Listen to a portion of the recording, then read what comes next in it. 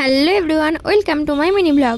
আজ আমি গিয়েছিলাম মামাবাড়ি, কারণ মামাবাড়িতে ছিল রান্না পুজো। আর ভোর 5টার সময় বাস ছিল, সেরকমভাবেই আমাদের বেরোতে হয়েছিল। আর দেখতেই পাচ্ছ এখনও সূর্য ওঠেনি। তারপরে বাস থেকে আরেকটা স্ট্যান্ডে আমাদের নামতে হয়েছিল। পরের বাস আমাদের আসতে একটু দেরি ছিল, এই জন্য আমরা দুজন মিলে একটু চা খেয়ে নিলাম। কারণ এত সকালে বেরিয়েছিলাম, যে কারণে আমাদের কোনো কিছু খেয়ে বেরোনো হয়নি। মামা বাড়ি গেলে এত সকাল খুব কমই বেরোয়, কারণ এত সকালে আমাদের কোনো বাস থাকে না, খুব কম বাস থাকে। আর গেলেও 2-3টে বাস পাল্টে যেতে হয়। আর দিদা এদিকে আমাকে বলে দিয়েছিল যে পুরো সকাল বেলার মধ্যে এসে এখানে পৌঁছতে হবে। আর মামা বাড়ির নতুন ব্লগ আসতে চলেছে, খুব মজার।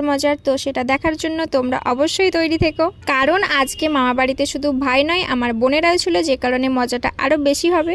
তারপরে বাস থেকে নেমে আমরা হেঁটে চলে গেলাম মামা বাড়ি।